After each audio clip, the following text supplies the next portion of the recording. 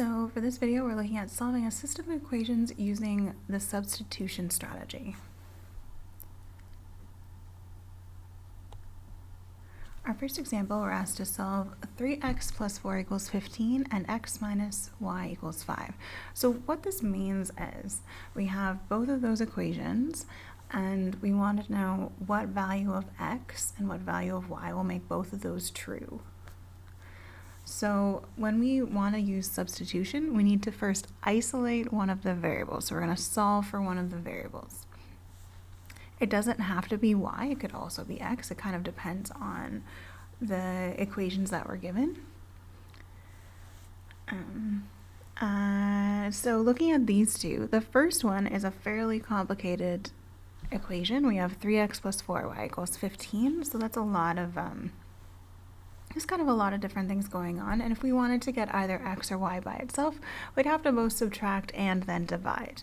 So I'd rather look at the second one, which is x minus y equals 5. So since x is already doesn't have a coefficient, which just means we assume the coefficient is 1. That makes it a little bit shorter to try to get it by itself. So I'm going to use that one, the x minus y equals 5 one, to try to get either x or y by itself. And like I said, I think I'm just going to try to get x by itself. To do that, I'm going to, since I'm subtracting y, I'm going to do the opposite. So I'm going to add y to both sides. And when I do that, I should get x equals y plus 5. So that's the first step in solving by substitution. Next, I need to go back to that other equation that I have, the 3x plus 4y equals 15. And since now I have an expression for x, I know that x is the same as y plus 5. I'm going to put y plus 5 in for the x in that equation. Okay, so now I have, so again, I looked at where the x is and I just substituted in the y plus 5 exactly in the same spot where that x is. You'll notice I put it in brackets because I want to make sure that I know that I'm multiplying the 3 by both the y and the 5. Because don't forget, when we have a number right in front of a variable, that means we're multiplying. So I'm multiplying 3 by y plus 5. So next I'm just going to do that. So I'm going to just multiply 3 by y and then 3 by 5. So that gives me 3y plus 15 plus 4y equals 15. So next, what I want to do is combine my like terms, right? So I have 3 y's and then I have 4 more y's. So all together I have 7y.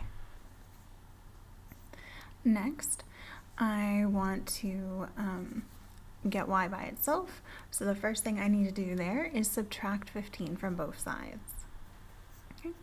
So that leaves me with 7y equals 0. So hopefully at this point we can see that y equals 0, but just we're going to keep showing our work because if it was a different number, we would divide at this point, right?